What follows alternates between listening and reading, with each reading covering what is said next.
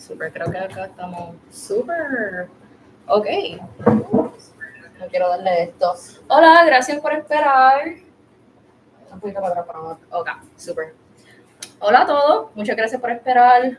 Tren, caminando, problemas técnicos, pero estamos aquí. Veo que hay un par de personas en el chat. So, saludos. Mi nombre es Gabriela. Voy a estar dando From Paper to Production. Por si acaso, es en inglés, tengo todo en inglés, pero también tengo un Spanglish horrible. So, voy a estar code switching de vez en cuando. So, cualquier cosita, dudita, pregunta, lo creen en el chat que los leo. Nada. So, el taller lo que voy a estar es From Paper to Production, bringing your game to life. Sounds exciting, right? But it's also really hectic, really overwhelming, and really scary. So through this, I'm going to walk you through making a game design document and pre-planning to bring your game from just an idea to a whole production. Oh, espérate, estoy acá. There we go. Okay, a little bit about me. My name is Gabriela Soto. I go by Gabby. I studied in Atlantic University. I graduated in 2022 with a bachelor's degree in digital animation. And since then, I've been working a food service job with a game dev job on the side. I work as a user interface artist and freelance at a couple of projects. And then other than that, I'm directing my own indie title right now called Toe Tavern. Just in case, right here I have a QR code. There's also a link to that. I'm actually gonna... ¿Tú crees que puedes enviar por el chat really quick? No sé si lo puedes hacer ahí. El link del Drive, que ahí tengo unos documentos por la cual llevar. So in the chat, there's going to be a Google Drive that already accesses all permitted, and there's going to be the documents to the presentation. There's going to be the game design document that we're going to be discussing further on, and also just my notes and a bibliography for later on. So just letting you guys know that. Ooh. Oh, it's right over here. Okay, so while they send you guys that, before we dive into what is video game production, first we have to do a quick recap on the video game history. This is one of my favorite subjects, so I'm going to try, since we also lost a little bit of time with the whole tech issues, I'm going to try to not get too caught up talking about it, but it's pretty fun. So before Atari, before Pong, before Pac-Man, most video games began on sophisticated, these huge rooms, these huge analog computers, and it was just students messing around with them. So first we have in 1952, the tic-tac-toe game Oxo by A.S. Douglas. He was a professor, and he used this as a dissertation, and it's literally just a tic-tac-toe game on an analog computer. After that, all the way in... I have those over here. Sí. I have the notes over here, perdóname. Okay, super. And then all the way in New York, so this was in England, and then all the way in New York in 1958, we had our first Tennis for Two, which is going to be a big inspiration later on, by William Higginbotham. So he did this for a visitor's day in a laboratory. Again, big analog computers that took up whole rooms, and they started messing around with them to make what we call video games now. And then finally, we have the 1960 Space War by Steve Russell. Again, this is just a student messing around with computers, but this is the first video game that could be played on multiple computers, installed and played on multiple computers. So this is Space Wars. Later on, it's going to be inspire what we know now as Galactica. So now we get into what are the stepping stones to modern gaming. So we have in 1972 the Magnavox Odyssey by Ralph Baer. Ralph Baer, they call him the modern father of gaming. So the Magnavox Odyssey was this console with these two Joy-Cons that you're going to be seeing over here, these two joysticks.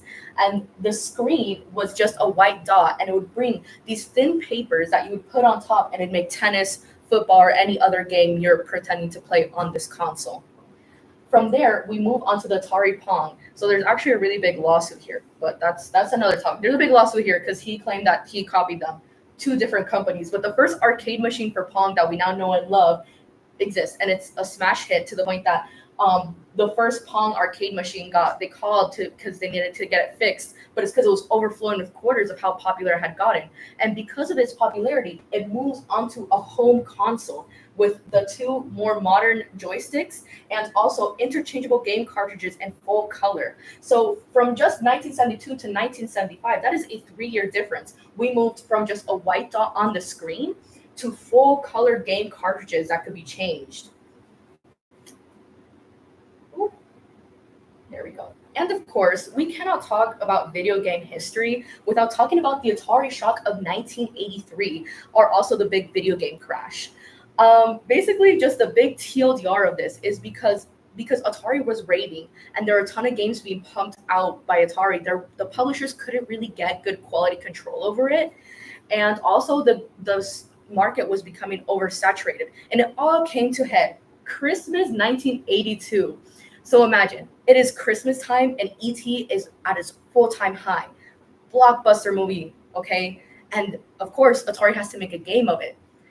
So imagine all the stores, all the shelves lined up with Atari games, especially that big ET game that many kids are waiting under a tree to then open it on Christmas morning and be thoroughly disappointed by how bad the game was. It was boring, it was unfun, it was buggy, and you're probably thinking, what could have gone wrong with the ET game? Well, a lot. They signed that contract to the licenses to that IP too late, and the lead programmer on that project, Scott Warshaw, only had 5 weeks to develop that project and release it onto consoles. After that, sales plummeted like a 97%. It is a big thing that there were landfills full of Atari cartridges. You can search that up online. The images are very cool of just a bunch of like old cassettes, old cartridges just thrown in the trash directly by the company of how much money they lost. But we're here now, so obviously we survived that crash. But what could have happened? What could have made us survive? A little console, a little Japanese console called the NES, the Nintendo Entertainment System. A plumber, and this console coming to the States is what saved console gaming, and it released and it was a hit immediately. And right after that, we start to see consoles like the Sega Genesis in 1989, and also 1991. I want to put this here: the first Sonic the Hedgehog game that came out a couple years after the Sega console, because this is when we start to see the first generation of a famously historic console war between Nintendo and Sega. After that, we have consoles like the PlayStation 5, the Xbox in 2001, and don't get me wrong, PC gaming is not falling behind, because at this point, if I'm not mistaken, around the 2000s, the first Sims game has come out for home computers, and because of the rise of home computer gaming, Valve or Steam releases in 2003. So that is how we got up to this point. After Valve releases we all know a bunch of other games come out, indie gaming starts becoming a rise, and that's why we're here today. So I'm going to walk you guys through a video game production pipeline really quick. Just a quick recap. These are 4 main pillars. There are a lot of subsections, but this is the most general part, which is concept, pre-planning, production, and launch. I'm going to be bringing you guys from concept to pre-planning to production, but I am going to be touching up on launch later on. Okay, so what do we do in concept? It's pretty self-explanatory. You're going to start thinking what kind of game you will be making, what kind of pitch you're going to be giving to your players, and just overall, like, think about what kind of game you want to make at this phase. I always like to begin with this is a lot of asking yourself a lot of questions. So we're going to be going over that. So what kind of game? So I want you guys to keep these questions in mind and circulating in your head as we start going on, because I'm sure if you're here today, you may have started working in game development, wanting to get into game development, or you're just a hobbyist. So we're going to keep these questions in mind throughout the whole presentation. So what kind of game will you be making? This sounds really daunting, so don't expect it to, don't get super overwhelmed. Just think, I want to make a first-person shooter. I want to make an RPG. I want to make a dating simulator. Simple terms like that. What's the title of your game? That's a really big question for sure. But just start thinking of things that are related and then start playing with those words. Definitely, like, your first title out of your head is probably not going to be your final title. Personally, until Tower, we circled through a bunch of different titles until we landed on the one. So definitely, these are things we're putting this on paper, not in stone. What's the game's genre? This is a really important question because later on you're gonna want to use this for your how your game is rated and what kind of topics you're gonna be touching up in your game. So maybe your game genre is historical fiction, and then there you're gonna start researching. Okay, what era of history we're basing ourselves off of. So just defining what kind of genre your game is in. Also, don't limit yourself to one genre. Many games are multi-genred, so, also something that really helped me when defining a game's genre is looking through Steam tags online. So basically, you're going to find simulation, you're going to find dating, you're going to find conversation, first person shooter, so on and so forth. And then who is your game's audience? So who do you want to play your game? Do you want it to be your kids? Do you want it for teenagers? Do you want it for young adults? Usually a game, hold on, defending your game's audience is, in the most general terms, you're going to look at localization, gender, and age. Localization, basically, like what language is your game going to be in? So where are you going to target that? So if it's Spanish, it's going to be Puerto Rico and South American countries. If it's in English, it's going to be in the US and in European countries, so on and so forth. And also gender and age. So again, this is going to help you later on down the pipeline when you need to rate your game and when you need to know how to market your game towards these audiences. Okay, I'm just checking if there's any questions in the chat.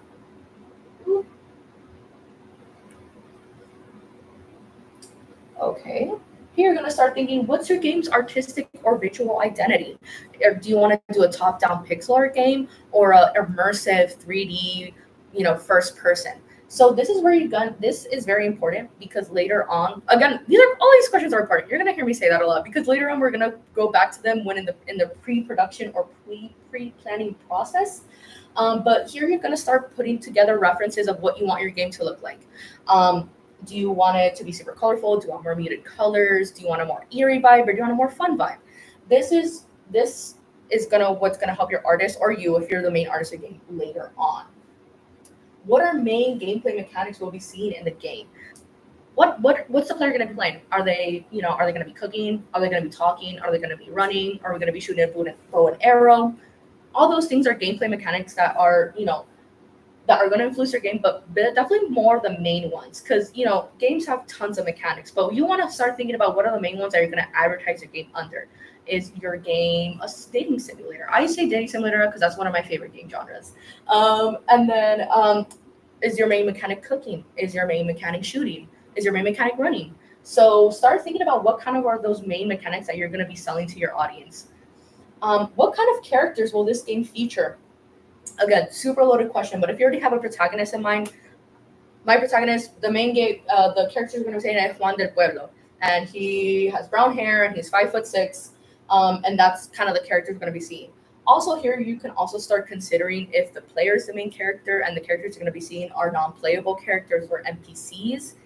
And also what platform will it be on? Because depending the platform is depending, one, how you're going to market it, and two, what kind of engine you're going to use later on because some engines are better for 3D games or for 2D games. And, so what platform will it be on? I would always recommend to try to stay to one first because when you want to do it on various consoles, usually that takes different types of code. So usually I would keep it to one main console with the possibility of porting to other consoles later on. In our case for Toad Tavern, our main platform is gonna be Steam or PC gaming, and then later on we want to move it to other consoles. But just to get that first solid source code, we are gonna start it on a PC platform. Okay, so the concept phase is also a research phase.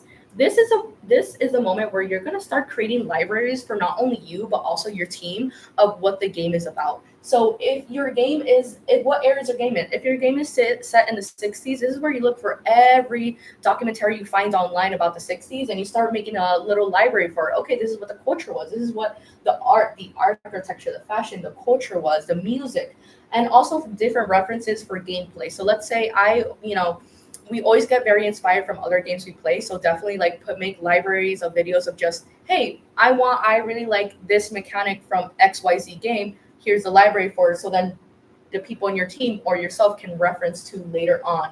At the end of the day, this is all just putting together a guide or a blueprint for your team and for your development.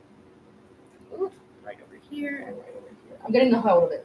So now this is a little bit more of the beefiest part because we're going to be going over what a game design document is. So pre-production or pre-planning is the phase in game development where we'll be pre-planning our game's roadmap, measure the scope of the project, and further develop the ideas in the concept phase. So basically, all these questions we were asking ourselves that we were writing down on paper in this first section, now we're going to start putting them down into a more serious document that we're going to later on use as a blueprint.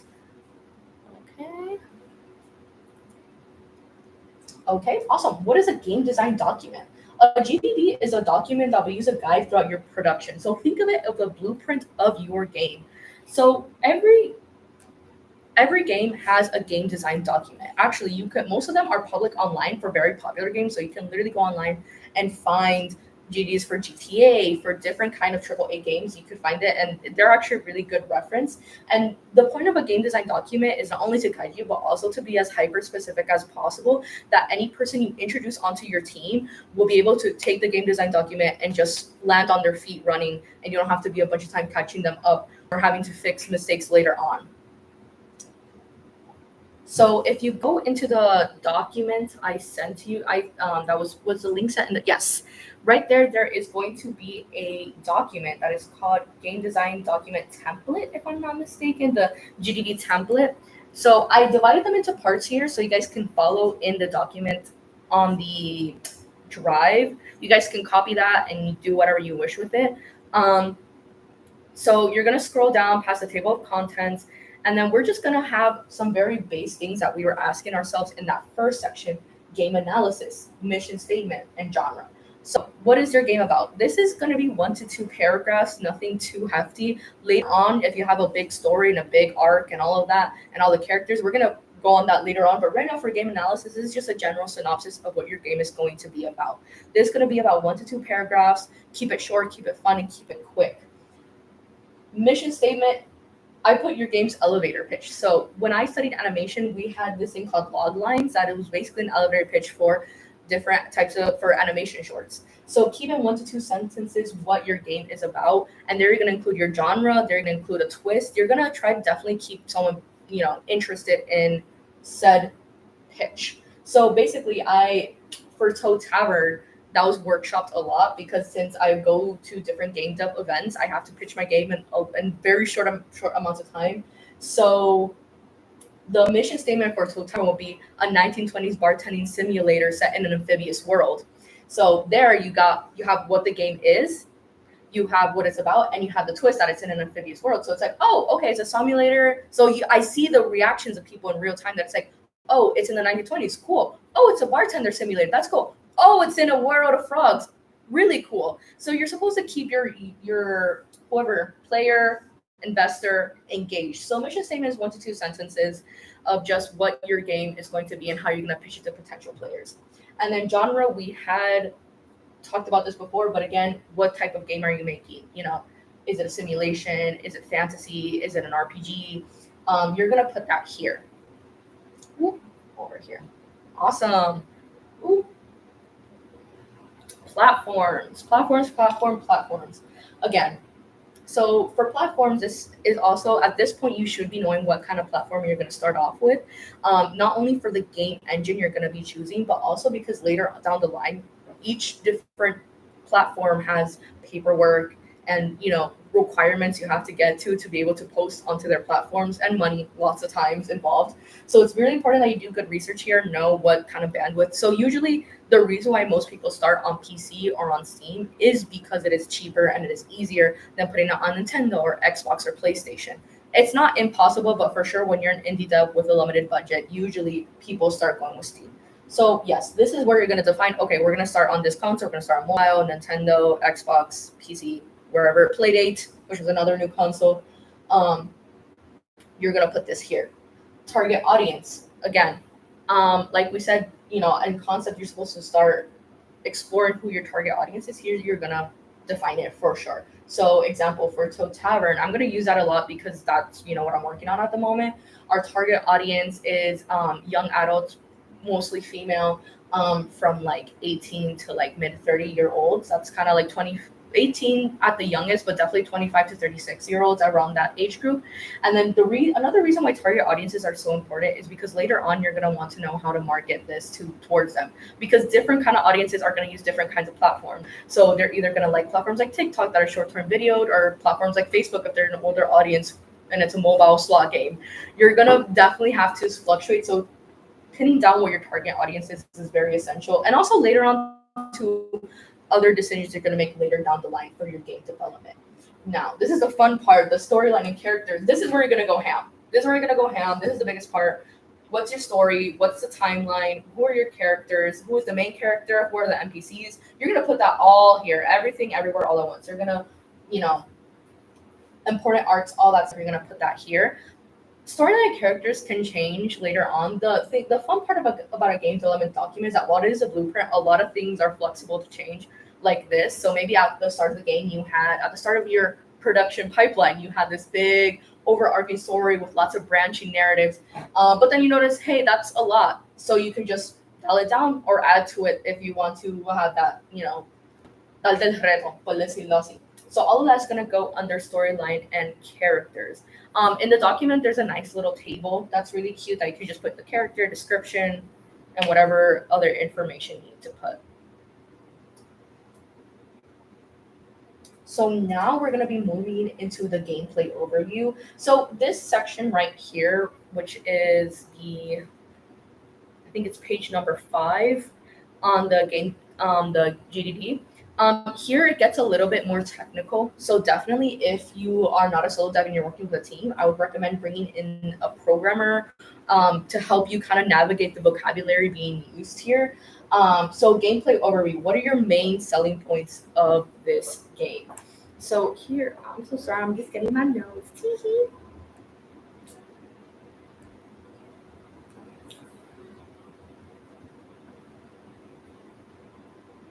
I'm so sorry. So I've been deal.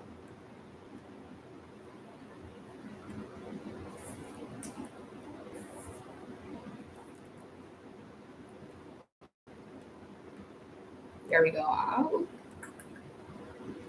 There we go. Okay. So in the overview, you're going to want to go over what are the key features of your game.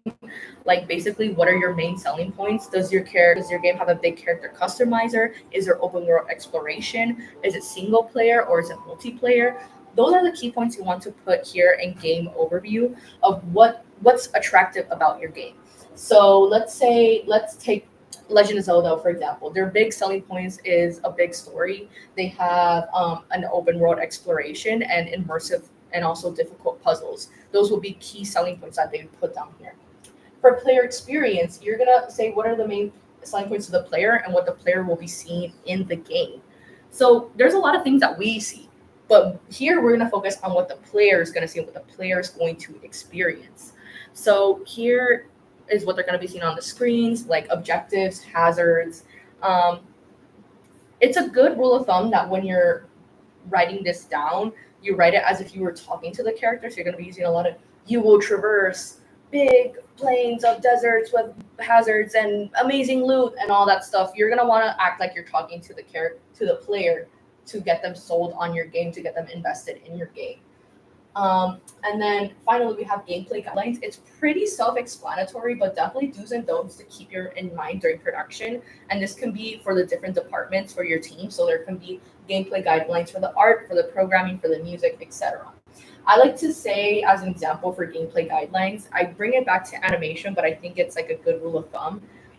Like a good example is that in Steven Universe, Steven's eyebrows were always rounded, and that was a really big guideline they had in their character sheets. Oh, he's always going to have round eyebrows. His eyebrows are never going to be aligned. You're going to put stuff like that here. You're going to put, hey, I don't want XX colors to clash, or if you're making a game about kids, you're going to want to leave out certain, inappropriate topics, those kind of things. This is just big do's and don'ts for your whole team to let them know, to kind of keep them on the rail towards development and make sure that there's not any mishaps on the way, and no miscommunication. Okay. Game objectives and rewards. How are you going to motivate and reward your player? what kind of stakes are on the line and what penalties will they face. So here you're going to be putting achievements and whatnot. A lot of games, especially on consoles and on Steam, they have a big achievements are a big thing that players get to reap. There's a big culture of 100% in the game. There's a big culture of speedrunning the game. So you're going to want to make a list of like what kind of objectives and rewards you want the player and what you're going to do to push that player towards those different objectives and rewards. You're also, hold on, I have it right here. So basically here you're going to be put what kind of loot will they find at the end of the dungeon when they complete it. What kind of achievements will they get from completing side quests, and how are you going to be contemplating the compensating the players, and to what degree. So if a player does a pretty okay job, are you going to give them certain amounts of coins? But if they do a really great job, are you going to give them some kind of trophy, some kind of buff to their character? That kind of stuff we're going to discuss it later on. That we will be talking about scoring a little bit and creating a rubric to kind of like test your players onto, and also what kind of stakes are on the line and what kind of penalties will your players be facing. Because at the end of the day, like a game that's just fun that has no kind of stake, then it kind of falls flat. So we want to know what kind of stakes will the player be facing. If they die in a dungeon, will they have to start up from zero with zero inventory, or are you going to give them like a little bit of like leeway and have checkpoints for them to get to, so that they don't lose all their progress. And then now in gameplay mechanics is where we're going to be talking about that famous scoring of your different characters. Like how are you going to measure their performance in the game, and how you're going to score them and then reward them or penalize them. So basically here you're going to also be doing, I like to think of it as a rubric, like a grading rubric basically. So let's say that the main game, your game is about archery and you're shooting arrows at a target. That's your game. So in this rubric, we're going to be putting like, okay, if they get bullseye, they get to move on to the next level and they get X amount of coins and they get a trophy, a gold trophy. But then if they get on one of the outer like blue or yellow lines, okay, well, they're going to have to try again to get to the next level, or they're going to have to score higher and get closer to the bullseye to get to the next level. And they'll get they'll get a silver trophy and they'll get less amounts of coins than the big prize for the bullseye, right? And then at the bottom, if they completely miss it, you could put they get kicked out of the competition and the game ends, or however mean you want to be. You're gonna want to put that here to kind of to be able to measure your player and their progress while they're playing the game. This kind of stuff is also going to be moved around a little bit. It's going to be tweaked a bit as you start actually having builds and actually start playtesting them and analyzing them and have QA testers come in. But yes, so basically that's what's that. You're also going to want to put what your player's going to be doing in the game in the first place. Even though, we've already kind of gone over it, but definitely want to make a list of like what they're going to be able to do. Because in some games, they can do so many things. They can talk to characters, they can shop, they can explore the map. And in some, they're just like stagnant in one place. They can only do things within the area that you designate. And talking about the area you designate, that's a good segue into level design. So I want to go a little bit more into level design.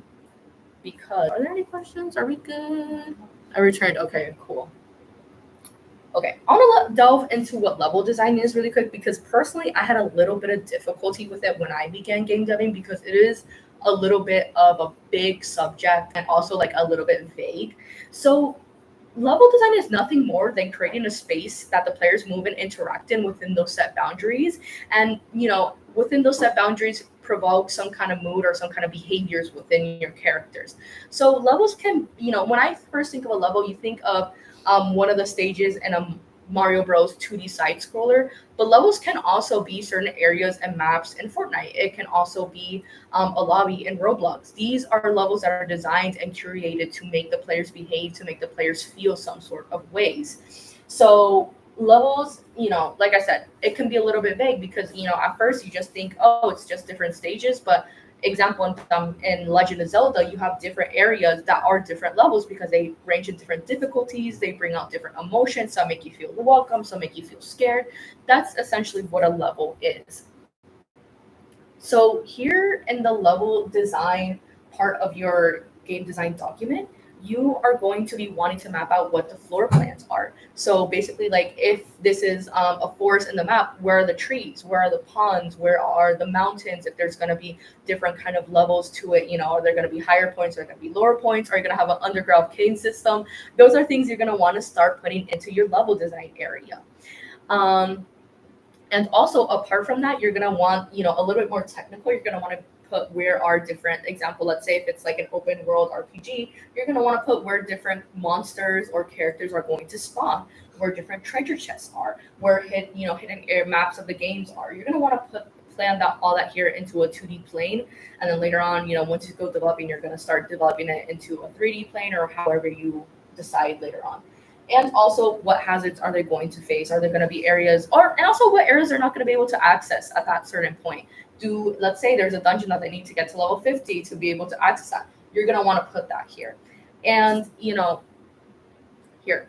And also the difficulties, because obviously, like, if everything were the same difficulty, then the game wouldn't be fun. So definitely also include that hey, this cute little forest at the beginning is super easy, but the volcano lands in the distance are like super hard and they're super dangerous, and you need to be at level 500 to get to. So all of that is going under level design. Level design is a whole like discipline within itself, but yes, definitely it's a little bit of a chunkier part of your GDD too. And I'd also recommend doing good research on it, because when I started it, it was very difficult for me to grasp. I even in the bibliography in the presentation, there is a resource that I put that helped me with that.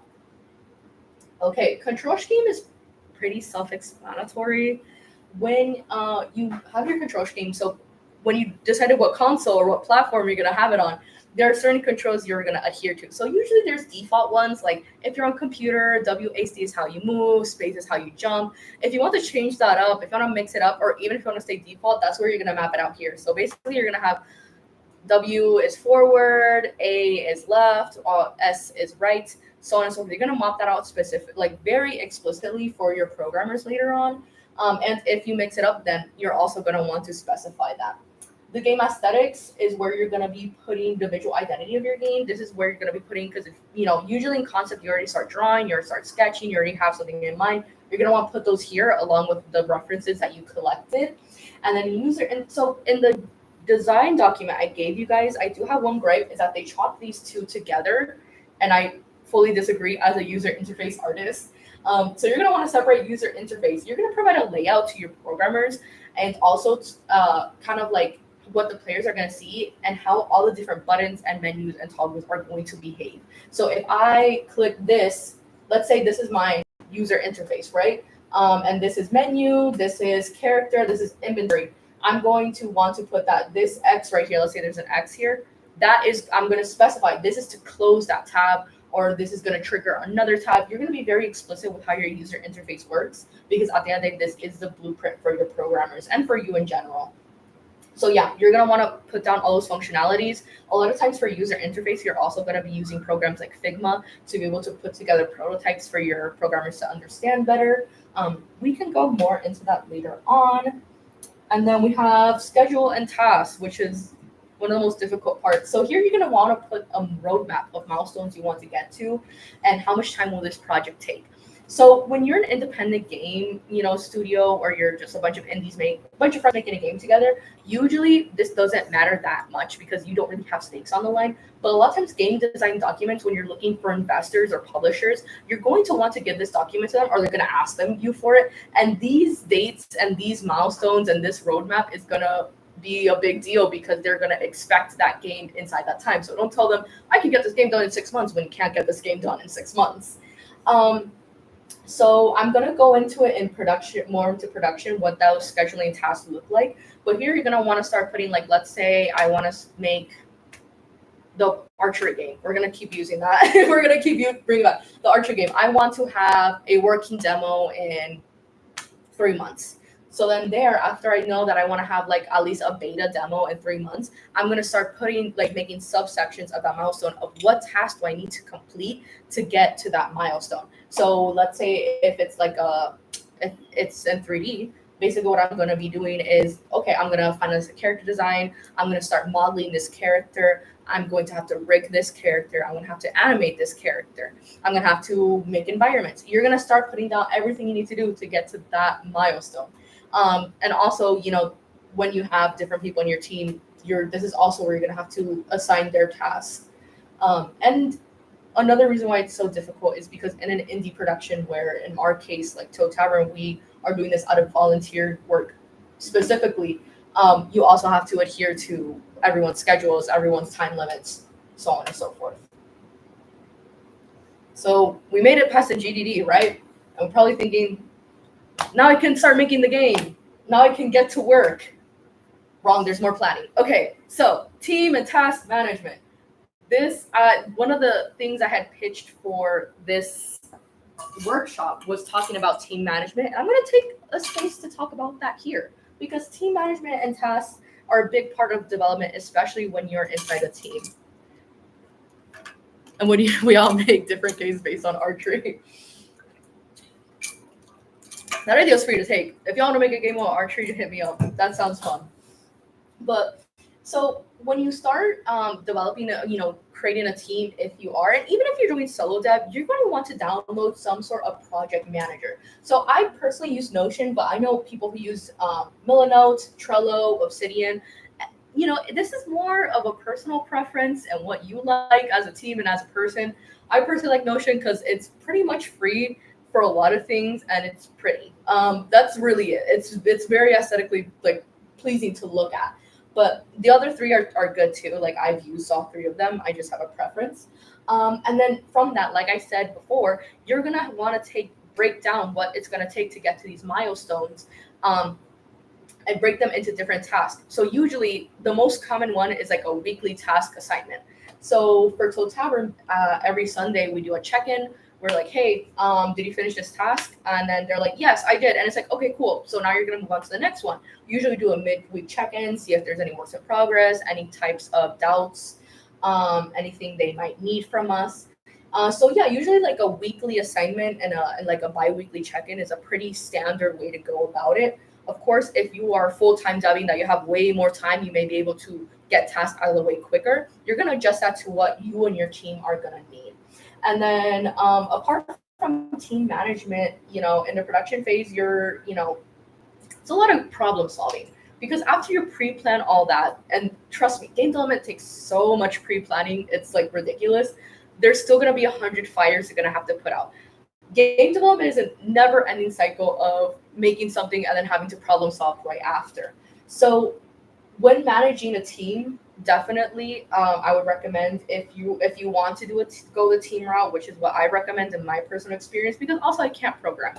I would say, get a producer, get somebody who's going to help you with all of this, because being a director and a producer is a lot, because and your director responsibilities, and this is speaking from personal experience, I started making Toe Tavern back in 2020. And I wanted to do everything. I wanted to design the characters. I wanted to do the pixel art. I wanted to animate them. I wanted to do everything and direct.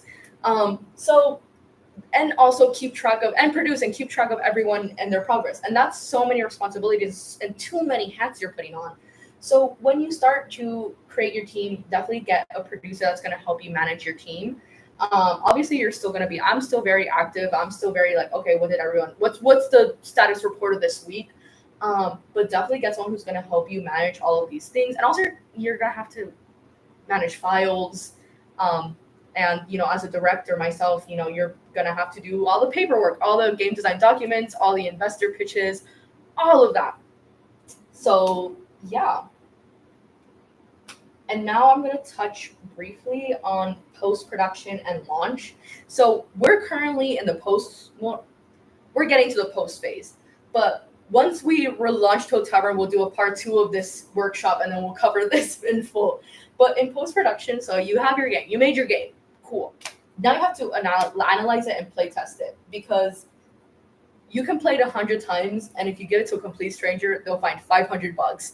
So this is where you're going to start bringing in Q&A testers or friends or people you know or people from your community to start testing your game and, do any bug fixes, and do any polishing that might need in the end. Maybe some lighting textures need some touch-ups. A lot of times in polishing, you're going to take assets that you made at the very beginning of the game that aren't up to caliber to the ones you have now. And also, if you haven't to this point, you're going to start marketing your game. I've been very into what game marketing is because of Toad Tavern. And, there you're going to do not only, you're going to take everything you took from your market research and then you're going to start applying it. You're going to start making content for your different social medias, depending what that is. And then also I put publishing here because that is also where we're at. You're also going to want to start looking into how to publish your game. So if you're going to be putting on Steam, you're going to want to start doing all that paperwork to, to be able to publish your game on Steam. It's a lot of, LLCs, all that kind of stuff. It was news to me when I found out that to publish on Steam, you have to be a registered LLC in business. So every time you guys see an inappropriate game on Steam, I want you to know that person has to tell that to the IRS. Keep that in mind. You have to do all this paperwork, and it's stuff that I'm telling you guys now because me personally, I started this game and I approached it as an artist and I just want to make a game. I want it to be fun. But in today's climate and today's economy, making a game is not enough. And I have to market it. You have to know how to publish it. So this is all what you're going to in post-publishing, in post-production. I'm so sorry.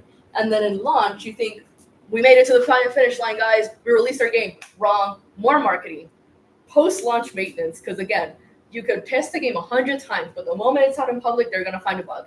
And I don't know if any of you guys played Animal Crossing, but I don't know if you guys remember the money glitch that you would spin around the DS console, it'd give you enough times, and then you'd spawn more, and then you'd sell it. That they quickly fixed that. But yeah, those things are going to happen, and that's where you have to keep your programming team, on call to fix those and to put out patches once your game releases.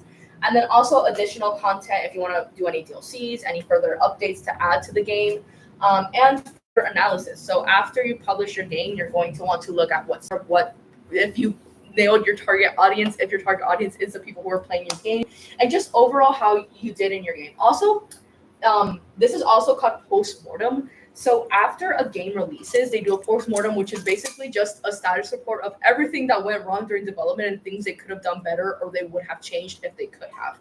So you can literally look this up online too. With a bunch of AAA games, you'll find Diablo 5, Diablo 4, post-mortem, and they're gonna tell you we did this, we used this new technology for the model and it ended up being glitchier than using the old one. So they're, doing a post-mortem is also really good, not only for yourself, but also for future devs that come after you, or when people want to make a game like yours.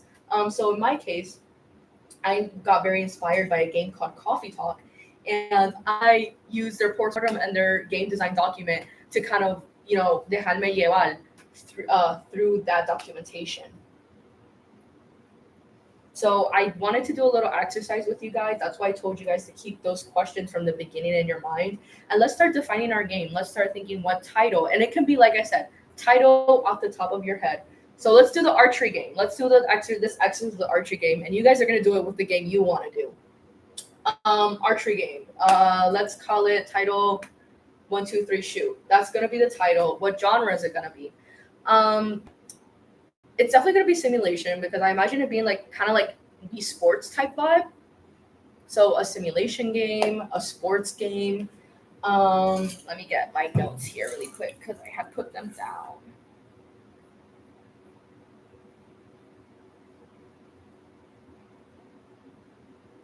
Okay. Who is my target audience? I want to market this towards preteens. I want preteens to get into archery. That's my passion now. So let's think 11 to 15-year-olds, 16-year-olds. So there for my target audience, I'm going to think, okay, where do I want to market this game? I want to market it on TikTok, on, no, X is too, no, not X. I was Twitter. No, kids should not be on Twitter. On TikTok, on Reels, on YouTube Shorts. And what platform do we want to put it on? Probably on the Nintendo. A lot of kids that age have a Nintendo. This is just stuff from the top of my head. Obviously, later on, you're going to do more research. Okay, do most kids have access? Because also now with this, Gen Alpha, usually they have access to computers and like PCs and stuff. So now I'm gonna thinking like, oh, like do I actually want to release it on the Switch, or can I release it onto like the computer so you can play on the Oculus Quest, because all kids have VR headsets now. So that's where we're gonna start defining our game panel. So feel free to drop those questions below if you guys want me to go more in detail with a couple of sections, because like I said, like I this is an overview, and if you guys, and also big part of this is that when it comes to production, I actually forgot to say it, there's no like I can't tell you like you're gonna do this and this and that, because there's so many different routes you can go for your game, that's going to affect how your production pipeline is going to look like. So if you guys, let's say if you came in here in mind thinking that you wanted to make an RPG with 3D models, there I can guide you a little better and tell you, okay, well, after you're going to start designing those characters, you're going to do turnarounds, then you're going to model them and rig them, and then there I can help guide you guys a little better and maybe give you guys a little more specific resources to that. So yeah, I think we're doing pretty good time. We're at 1 hour and 44 minutes. So we have about 20 minutes of discussion and further questions. Ya lo se me secó la garganta.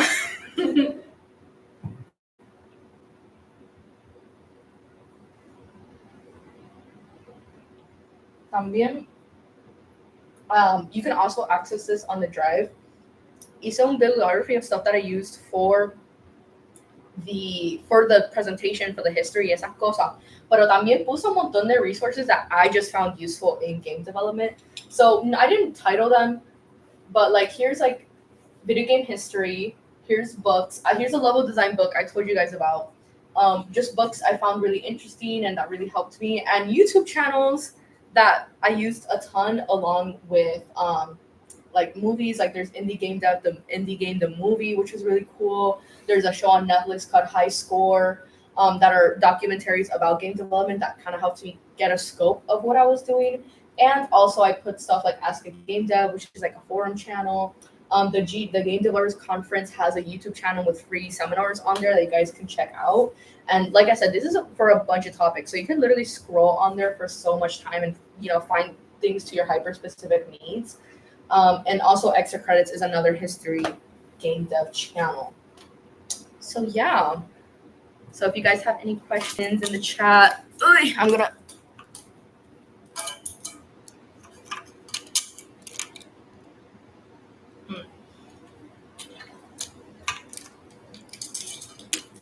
Thank you for everyone saying in the chat. We've maintained a good view count. Yeah, right. I'm reading what you guys said earlier.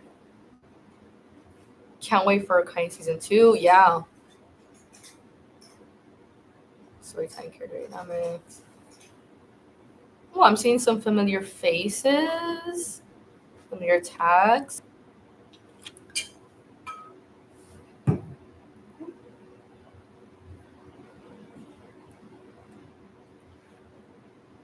But yeah, if you guys are good, then we can just start wrapping it up, if anything. I put some QR codes here for my social medias and for the game. On my social media, you can feel, if you want, if maybe like, no se te ocurrió ahora, and then later on you're like, man, me quedé con esa duda. Feel free to reach out. Todos los resources están ahí, like in a drive que pueden chequear mis redes, pueden chequear what sort of resources I went to, y también, of course, of my game that we're working very hard on. Ya, faltan 10 minutos, so no sé si quieran mantenerse en vivo, por si hay alguna dudita pregunta. I kind of want to sit down for a second, because yo corrí acá.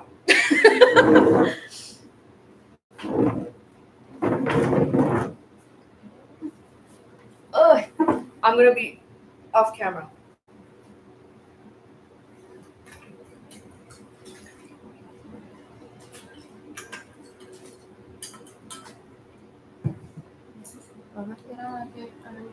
Yeah. Okay.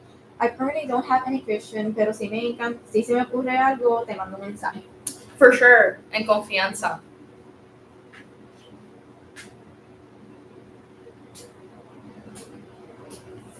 Thank you. ¿Quién fue? Loki Danger. Thank you. And Bella, I'm always happy to talk about game development, La Clara.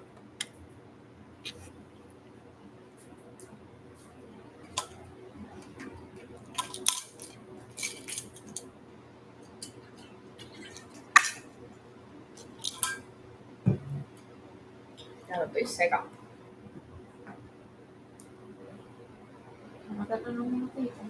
Okay. Been having the idea of a 2D Metroidvania, so what would be great starting point, especially for structural like level branching? Okay, so for Metro Date, wait, I have something in mind, but I'm gonna check just in case that I know what we're talking about.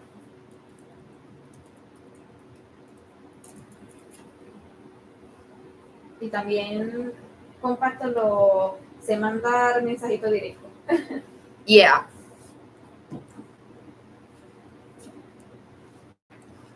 Estoy por aquí. En cuestión de of starting with structure like level branching. So for level branching, we're gonna want to go back into what the level design is. I think that was it. No. Okay, there we go. So here, when you have a bunch of different levels, ranging difficulties and ranging in enemies and that kind of stuff, you're gonna want to start doing 2D play, like almost like maps. You know, you're gonna start doing some maps for these different levels, and you're gonna want to start defining, you know, whether they intercross each other, all those things, and then you're gonna want to block those out. So if you guys have, if you're familiar with like games like Dungeons and Dragons that they have these 2D maps, I feel like that's always a good starting point. Hold on, I'm looking up a resource. Just give me a second, Mitch. Okay, yeah. For sure, here in these kind of games, you're gonna want these are a little bit more like 2D side scroller.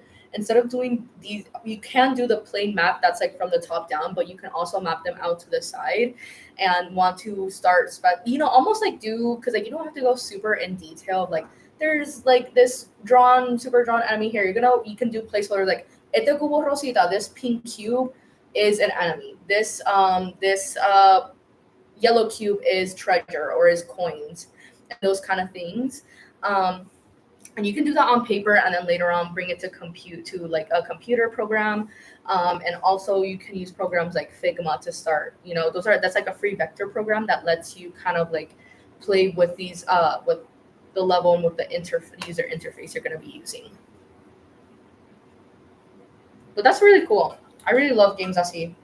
Like literally when I thought of that, the first thing I thought was like Hollow Knight. Very, very cool games. And then also usually you have like big boss levels, so you're also gonna want to map those levels out and like what kind of buffs you're gonna want to give your character, if you're gonna give them like certain hiding spots from the enemy so they can like recharge, those kind of things. I see, and thanks a lot. Of course, thank you for coming. I really appreciate it. And thank you everyone for waiting. Like I'm so sorry. I've been a Windows girl my whole life, like fiel, and this is my first time having a Mac, and I was surprised when it didn't have an HDMI.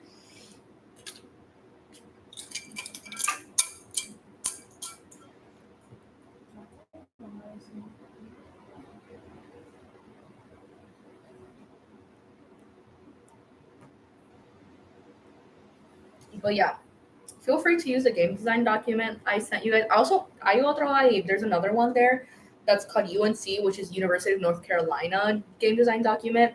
That is it's more of like an outline and it goes a little bit more in detail. It is a little bit older, but I used it when I started my game design document. It has some really good information in there. I gave you guys that one so you can just read it in your free time. But it is a very good resource nonetheless.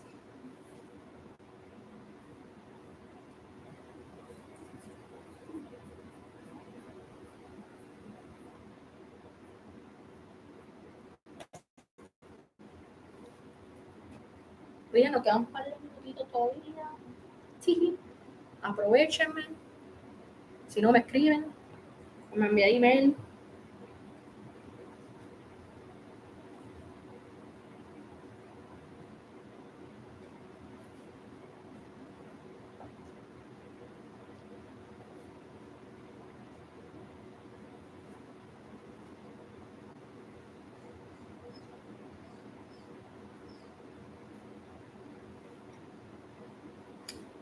What's your advice on making?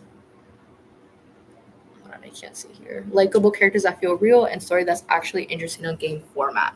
Okay, that's actually really. I went to a GDC seminar about this, about like not only creating like characters with representation, but characters that actually feel authentic.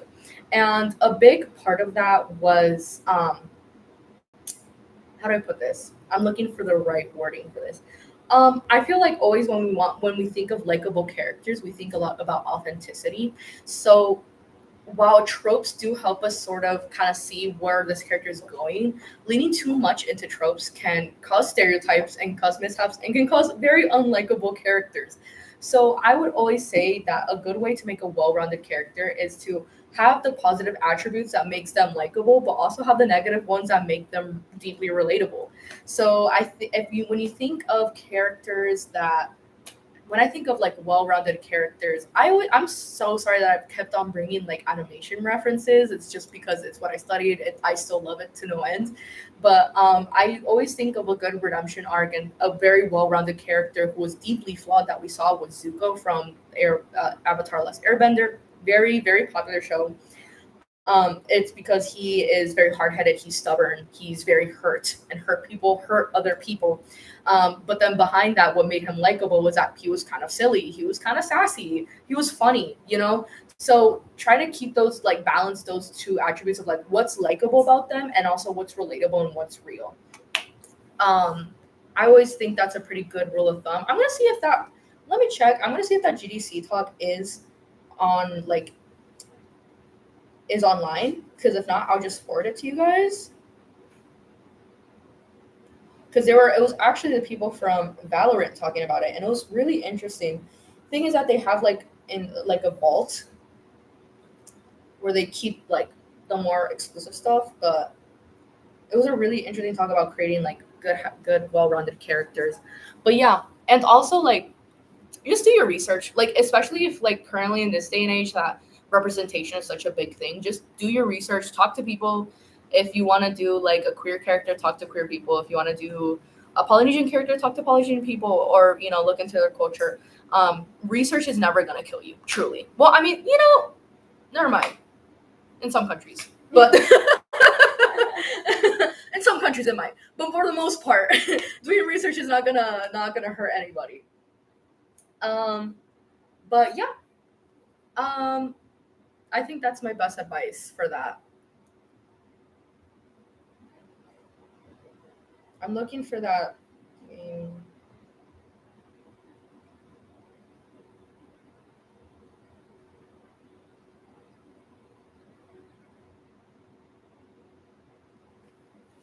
Thank you. No, thank you. Thank you so much for sticking by. We already have like only a couple minutes left, so I want to thank you guys. Thank you, Nolux, for giving me this opportunity. First of all, um, thank you to you guys who stuck around apart from all the tech issues. Hold on. Oh, I can't find it. I'm so sad. Um, and thank you for hearing me yap about video game development. I love being able to do this and being able to introduce this to other people that may not have all the resources I have at my hand. So being able to spread that to you guys is just such a blessing within itself.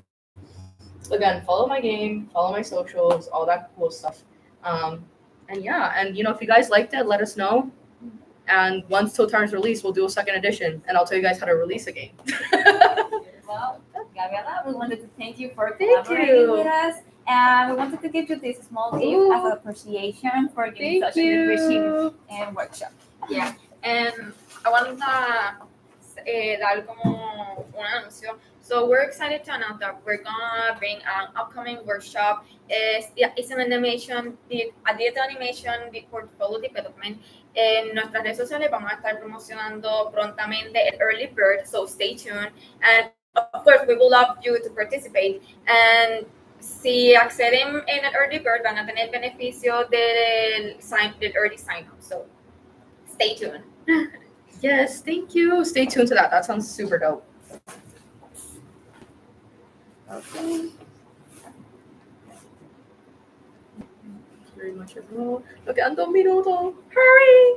Avance! Si te que no me pone esto acá. Can you put this in there?